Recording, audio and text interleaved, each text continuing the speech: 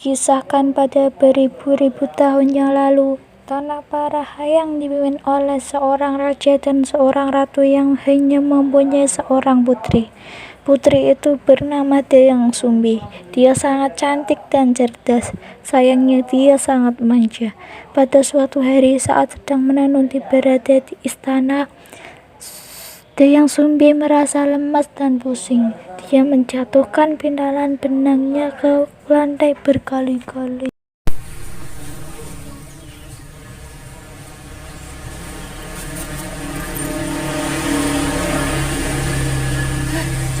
Jatuh lagi. Aku malas mengambilnya. Aku bersumpah, siapapun yang mengambilkan pintalan benangku, jika dia laki-laki, akan kujadikan suamiku. Jika dia perempuan, akan kujadikan saudaraku.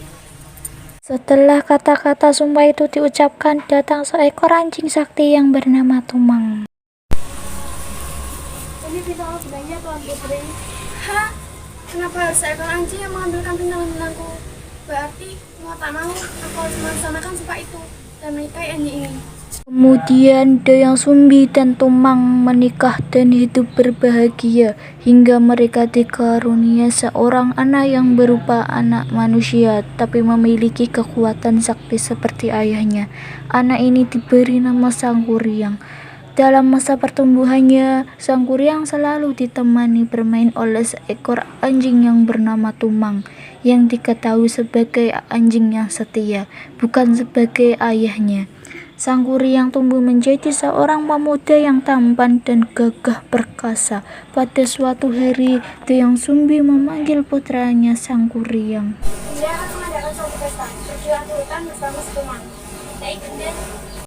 Tibalah Sangkuriang di sebuah hutan. Kemana lagi ya? Aku harus mencari seekor rusa. Dari pagi sampai siang aku tidak mendapatkan seekor rusa pun. Aku lelah sekali, tapi aku tidak ingin mengecewakan dia. Maafkan aku, Tumang. Dengan terpaksa panah ini bukan. Dengan sangat terpaksa, dia mengambil sebatang panah dan mengarahkan pada Tumang. Dan tak lama kemudian, si Tumang pun sekarat kemudian mati. Setibanya di rumah, Sangkuriang menyerahkan daging Tumang pada ibunya.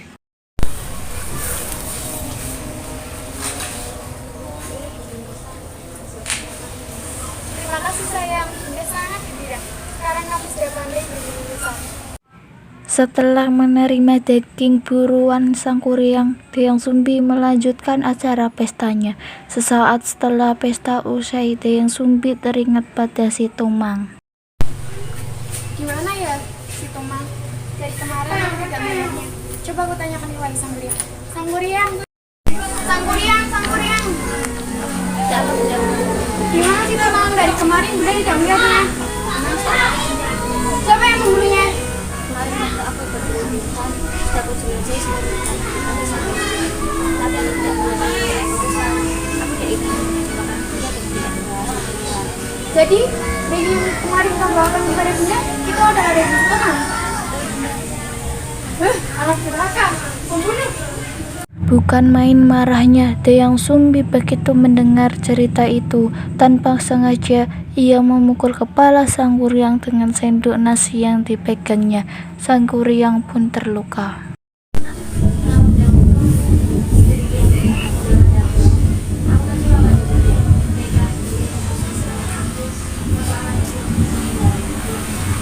Sangkuriang, Sangkuriang.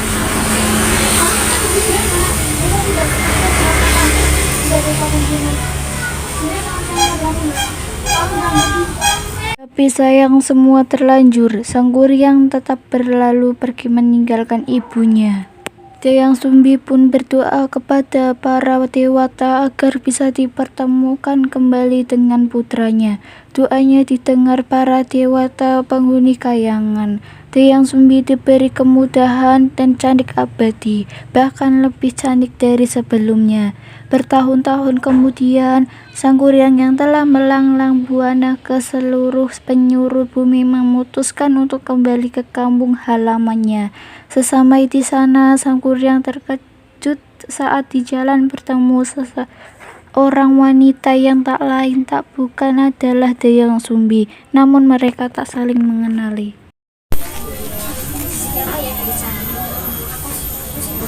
Aku ingin kenalan lagi deh kayak gini. Siapa ya pemuda di ujung jalan itu? Dari tadi memperhatikanku, aku jadi malu. Tapi dia sangat tampan sekali. Aku ingin jadi istri jika dia mau melamarku.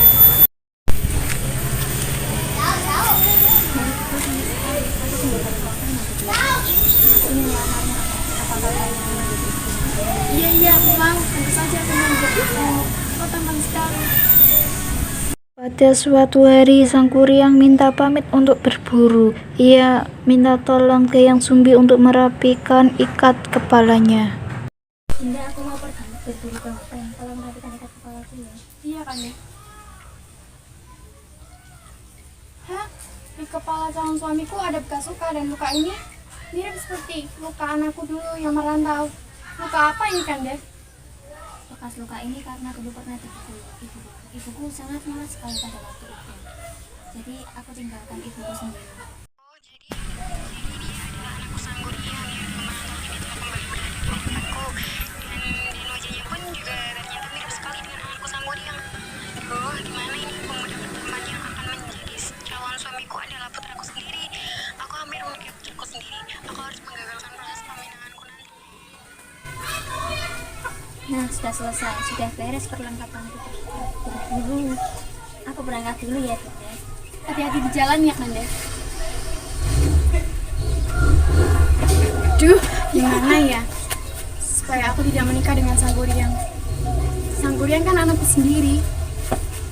Aku harus cari cara supaya aku tidak jadi menikah dengan Sangguriang. Pulangnya Sang Kuryang dari berburu, Yang Sumbi mencoba menjelaskan masalahnya. Sangguriang, kamu adalah putraku. Melukai kepalamu itu adalah aku. Jangan sembunyi. Maafkan aku telah melukaimu. Itu sangat menyakitkan melukai.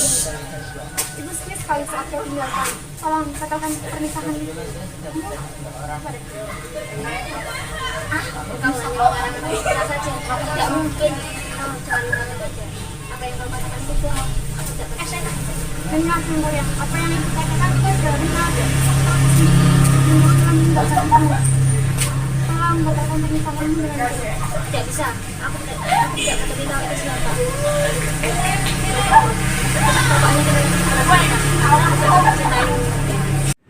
Setelah Yang Sumbi menjelaskan tentang dirinya, namun hal itu hanya dianggap angin lalu oleh Sang Kuryang. Yang Sumbi pun berpikir bagaimana caranya supaya pernikahan mereka gagal. Selama berhari-hari, Yang Sumbi berpikir, akhirnya menemukan juga caranya. Dia akhirnya memutuskan untuk mengajukan syarat perkawinan yang tak mungkin dikabulkan oleh Sang Kuryang. Dia pun menemui Sang Kuryang. Wahai calon suamiku Sangguriang, apakah kau masih ingin tetap menikahiku? Tentu saja ya, Yang Sumbi, calon istriku yang cantik. Jika memang benar begitu, aku akan mengajukan 2 syarat untukmu. Jika kamu masih ingin tetap menikahiku, Apa syaratnya? aku ingin kamu membuat bendungan di Sungai Citarum dan membuat perahu untuk menyeberanginya. Tapi syarat itu harus terpenuhi sebelum fajar muncul. Baik, akan aku penuhi syarat. Tak lama kemudian, Sang Kuryang pun pergi berlalu dari hadapan Yang Sumbi dan segera bekerja melaksanakan permintaan Yang Sumbi. Tak lupa dia juga menggunakan kekuatan yang dia dapat dari ayahnya untuk memanggil jin-jin dan membantunya. Dengan lumpur dan tanah mereka membendung air dari sungai dan mata air. Beberapa saat sebelum fajar, Sang Kuryang menebang sebatang pohon besar untuk membuat sebuah perahu. Bagaimana ini? Sebentar lagi pekerjaan Sangguriang, jadi aku harus segera menggagalkan pekerjaan Sangguriang. Ketika Yang Sumbi melihat bahwa Sang Kuryang hampir menyelesaikan pekerjaannya, dia berdoa pada dewa-dewa untuk merintangi pekerjaan anaknya dan mempercepat datangnya pagi. Ibu-ibu bangun, hari ini sudah menjelang pagi. Setelah membangunkan warga, kemudian meminta bantuan masyarakat sekitar agar menggelar kain sutera berwarna merah di sebelah timur dan membangunkan ayam-ayam jago supaya berkokok. Suasana malam pun berubah menjadi suasana fajar. Nah, ayam jantan sudah mulai berkokok dan awan-awan pun mulai terlihat kemerah-merahan. tanda fajar telah menyingsing. Tak biasanya matahari terbit lebih cepat dari biasanya. Ini pasti tipuan Dayang Sumbi. Hah? Bodoh kau Dayang Sumbi. Sang Kuryang pun menghentikan pekerjaannya karena merasa telah gagal memenuhi syarat Dayang Sumbi. Dengan sangat marah dan kesal, dia mengutuk Dayang Sumbi, kemudian merusak bendungan yang telah dibuatnya sendiri. Dan desa-desa pun tenggelam karena air bendungan. Lalu Sang Kuryang pun menendang perahu buatannya sendiri yang hampir jadi ke tengah hutan hingga perahu itu berada dalam keadaan terbalik dan membentuk gunung Tangkuban Perahu.